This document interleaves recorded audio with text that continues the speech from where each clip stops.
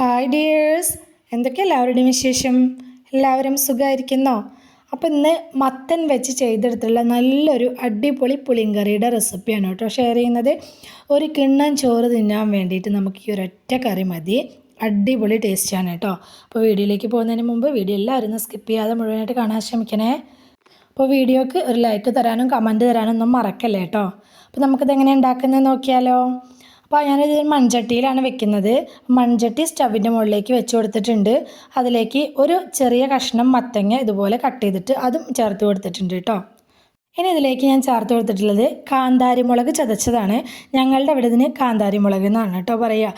ചില സ്ഥലത്ത് ഇതിന് ചീനപ്പറങ്കി, അതുപോലെ ചീനമുളക് അങ്ങനെയൊക്കെ പറയുന്നതിന് ഇത് ഞങ്ങളുടെ ഇവിടെ ഇതിന് കാന്താരി മുളക് എന്നാണ് പറയുക. അത് ചതച്ചതാണ് ചേർത്ത് കൊടുത്തിട്ടുള്ളത്. അതുപോലെ തന്നെ 1/4 ടീസ്പൂൺ മഞ്ഞൾപ്പൊടിയും ആവശ്യത്തിന് ഉപ്പും ചേർത്ത് കൊടുത്തിട്ടുണ്ട്.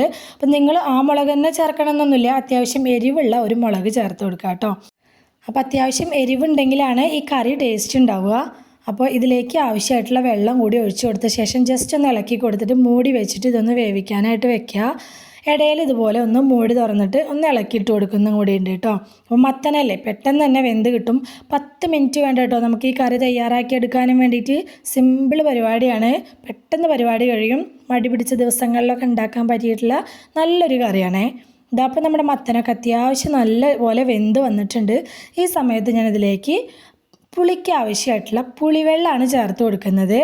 അപ്പോൾ ഈ ഒരു പുളിവെള്ളത്തിൻ്റെ അളവ് എന്ന് പറയുന്നത് ഞാനൊരു ചെറുനാരങ്ങ വലുപ്പത്തിലുള്ള പുളി പിഴിഞ്ഞ് അരിച്ചെടുത്ത വെള്ളമാണ് ചേർത്ത് കൊടുക്കുന്നത്. അപ്പോൾ നിങ്ങളുടെ ഒരു പുളിക്ക് അനുസരിച്ചുള്ള വെള്ളമാണ് കേട്ടോ അതിലേക്ക് ഒഴിച്ചു കൊടുക്കേണ്ടത്. ചിലർക്ക് അത്യാവശ്യം നല്ല പുളിയുള്ള കറിയായിരിക്കും ഇഷ്ടം, ചിലർക്ക് നല്ലോണം പുളി ഇഷ്ടം ഉണ്ടായിരിക്കില്ല. അപ്പോൾ നോക്കിയിട്ട് മാത്രം ഒഴിച്ചു കൊടുക്കുക.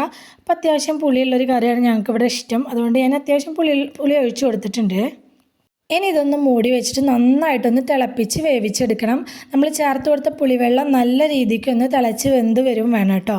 അപ്പോൾ നല്ലപോലെ വെന്തുടയാതെ കിടക്കുന്ന കഷ്ണങ്ങളുണ്ടെങ്കിൽ ഇതുപോലെ സ്പൂണോ തവിയോ വെച്ച് ജസ്റ്റ് ഒന്ന് ഉടച്ചു കൊടുക്കണമെങ്കിൽ അങ്ങനെ ഉടച്ചു കൊടുക്കുകയും ചെയ്യുക. ഞാനിപ്പോൾ കുറച്ചൊന്ന് ഉടച്ചു കൊടുത്തിട്ടുണ്ട്. അപ്പോൾ ഈ മത്തൻ അത്യാവശ്യം നന്നായിട്ട് തന്നെ വെന്ത് കിട്ടിയിട്ടുണ്ട്. അപ്പോൾ പൊടിയുള്ള ടൈപ്പ് മത്തൻ എടുക്കുകയാണെങ്കിൽ ഈ കറിക്ക് നല്ല ടേസ്റ്റാണ് കേട്ടോ. അപ്പോൾ ഇത്രേ ഉള്ളൂ, നമ്മുടെ വേവിക്കുന്ന പരിപാടിയൊക്കെ കഴിഞ്ഞു. ഇനി നമുക്ക് ഇതിലേക്ക് താളിച്ചൊഴിക്കുക, അതാണ് ഇതിൻ്റെ മെയിൻ ഹൈലൈറ്റ് കേട്ടോ. അപ്പോൾ ഞാൻ ചീനച്ചട്ടി വെച്ച് കൊടുത്തിട്ട് അതിലേക്ക് ഒരു 2 ടേബിൾ സ്പൂണോളം വെളിച്ചെണ്ണ ഒഴിച്ചു കൊടുത്തിട്ടുണ്ട്. അപ്പോൾ വെളിച്ചെണ്ണ തന്നെ എടുക്കണം കേട്ടോ ഈ കറി തയ്യാറാക്കി എടുക്കുന്ന സമയത്ത്, അപ്പോഴാണ് നല്ല ടേസ്റ്റ് ഉണ്ടാവുക. കുറച്ച് കടുകിട്ട് പൊടിച്ചിട്ടുണ്ട്, വറ്റൽമുളക് ചേർത്ത് കൊടുത്തിട്ടുണ്ട്. ഇനി ഇതിലേക്ക് ചേർത്ത് കൊടുക്കുന്നത് കുറച്ച് ചെറിയുള്ളിയാണ്. അത് നമ്മളുടെ ഇഷ്ടത്തിനനുസരിച്ച് എത്ര വേണമെങ്കിലും എടുക്കാം കേട്ടോ. ഞാനിപ്പം വലിയ ചെറിയുള്ളിയാണ് എൻ്റെ കയ്യിലുണ്ടായിരുന്നത്. ഒരു 4-5 എണ്ണം എടുത്തിട്ട് നല്ലപോലെ കുത്തി ചതച്ചെടുക്കണ്ട, ജസ്റ്റ് ഒന്ന് ചതച്ചെടുത്താലും മതി കേട്ടോ. അതാണ് ചേർത്ത് കൊടുത്തിട്ടുള്ളത്. ഇനി ഇത് നല്ലപോലെ ഒന്ന് വഴറ്റിയെടുക്കുക. നല്ലപോലെ വഴറ്റിയെടുക്കുക എന്ന് പറഞ്ഞാൽ കളർ ചേഞ്ച് ആക്കി എടുക്കേണ്ട ആവശ്യമൊന്നുമില്ലേ. കുറച്ചധികം തന്നെ കറിവേപ്പിലയും ചേർത്ത് കൊടുത്തിട്ടുണ്ട്. കറിവേപ്പിലയൊക്കെ തോനെ ചേർക്കുമ്പോൾ ഈ കറിക്ക് നല്ല ടേസ്റ്റ് ഉണ്ടാവും കേട്ടോ. അതുകൊണ്ട് നന്നായിട്ടൊന്ന് ഇളക്കിയെടുക്കുക. ജസ്റ്റ് ഇതിനൊന്ന് വാട്ടിയെടുക്കണം കേട്ടോ. എന്നിട്ട് ഇതിലേക്ക് 1/4 ടീസ്പൂണോളം മുളക് പൊടി ചേർക്കുന്നുണ്ട്. ഇനി ആ മുളക് പൊടി ഈ എണ്ണയിൽ കിടന്നിട്ട് അത്യാവശ്യം നന്നായിട്ടൊന്ന് മൊരിഞ്ഞ് വരണം. അതിൻ്റെ ആ പച്ച ടേസ്റ്റൊക്കെ ഒന്ന് പോയി കിട്ടണം. അതുവരെ നമുക്കിതൊന്ന് ഇളക്കി കൊടുക്കുക. ഫ്ലെയിം കുറച്ച് വെക്കണം കേട്ടോ പൊടി ചേർത്ത് കഴിഞ്ഞാൽ, ഇല്ലെങ്കിൽ പെട്ടെന്ന് അങ്ങ് കരിഞ്ഞു പോവും. പിന്നെ ഇതിലേക്ക് ചേർത്ത് കൊടുക്കുന്നത് പച്ചമുളക് നീളനെ കട്ട് ചെയ്തത് 2 എണ്ണം ഞാൻ ചേർത്ത് കൊടുക്കുന്നുണ്ട്. അപ്പം നിങ്ങളുടെ എരിവിനനുസരിച്ചുള്ള മുളക് ചേർത്ത് കൊടുക്കുക കേട്ടോ. എന്നിട്ട് ജസ്റ്റ് ഒന്ന് വഴറ്റി എടുത്ത ശേഷം നമുക്കിത് കറിയിലേക്ക് ഒഴിച്ചു കൊടുക്കുക. അപ്പോൾ ഞാൻ പറഞ്ഞ പോലെ ഈ കറിക്ക് എരിവും പുളിയും ഉപ്പൊക്കെ പാകത്തിന് കിട്ടുമ്പോഴാണ് നല്ല ടേസ്റ്റ് ഉണ്ടായിരിക്കുക.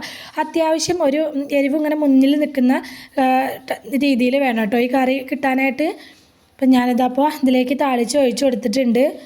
എളുപ്പമല്ലേ ഉണ്ടാക്കിയെടുക്കാനായിട്ട്, ഒരുപാട് ടൈം വേണ്ട, തേങ്ങ അരക്കണ്ട, തേങ്ങ വറുക്കണ്ട, അങ്ങനത്തെ പരിപാടികളൊന്നുമില്ല. മത്തൻ വെച്ച് നല്ല ചൊടിയുള്ള ഒരു കറി നമുക്ക് ഉണ്ടാക്കിയെടുക്കാനും പറ്റും കേട്ടോ. അപ്പോൾ ഈ രീതിയിൽ മത്തൻ പുളിങ്കറി തയ്യാറാക്കി നോക്കാത്തവരുണ്ടെങ്കിൽ തീർച്ചയായിട്ടും ഒന്ന് ട്രൈ ചെയ്ത് നോക്കണേ. ചില സമയത്തൊക്കെ പച്ചക്കറി കിറ്റ് മേടിക്കുന്ന സമയത്ത് ആർക്കും വേണ്ടാതൊരു മത്തൻ്റെ കഷ്ണമൊക്കെ കിടക്കുന്നുണ്ടാവും. അങ്ങനെയുള്ള സമയത്ത് നിങ്ങളൊന്ന് ട്രൈ ചെയ്ത് നോക്ക്. ഇഷ്ടമാവുകയാണെങ്കിൽ വീണ്ടും ഉണ്ടാക്കി നോക്കാമല്ലോ. അപ്പോൾ സബ്സ്ക്രൈബ് ചെയ്യാതെ കാണുന്ന കൂട്ടുകാർ ആരെങ്കിലും വീഡിയോ കാണുന്നുണ്ടെങ്കിൽ പ്ലീസ് ഒന്ന് സബ്സ്ക്രൈബ് ചെയ്ത് സപ്പോർട്ട് ചെയ്യണേ. അതുപോലെ തന്നെ വീഡിയോ കണ്ട് ഇഷ്ടമായിട്ടുണ്ടെങ്കിൽ ലൈക്ക് ചെയ്യാനും ഹൈപ്പ് ചെയ്യാനും ഒന്നും മറന്നു പോവല്ലേ കേട്ടോ. അപ്പോൾ നിങ്ങളുടെ അഭിപ്രായങ്ങളൊക്കെ കമൻ്റായിട്ട് പറയണം. റെസിപ്പി ഇഷ്ടമായിട്ടുണ്ടെങ്കിൽ അത് നിങ്ങളുടെ ഫ്രണ്ട്സിനോ ഫാമിലിക്കോ ഒക്കെ ഒന്ന് ഷെയർ ചെയ്ത് കൊടുക്കുക കൂടി വേണേ. അപ്പോൾ പുതിയതായിട്ട് കാണുന്ന കൂട്ടുകാരോടാണ്, നമ്മുടെ ചാനലിൽ നല്ല നല്ല റെസിപ്പീസൊക്കെ, അടിപൊളി റെസിപ്പീസൊക്കെ ഞാൻ പോസ്റ്റ് ചെയ്തിട്ടുണ്ട്. അപ്പോൾ താല്പര്യമുള്ളവർ അതുകൂടി കയറി നോക്കി ഒന്ന് സപ്പോർട്ട് ചെയ്യണം കേട്ടോ. ഇതുവരെ കൂടെ നിന്ന് സപ്പോർട്ട് ചെയ്തിട്ടുള്ള എൻ്റെ എല്ലാ മുത്തമണികൾക്കും ഒരുപാട് നന്ദി. എന്നാൽ ശരി, സിമ്പിൾ ആൻഡ് ടേസ്റ്റി റെസിപ്പിയുമായി ഞാൻ വീണ്ടും വരാം. ബൈ.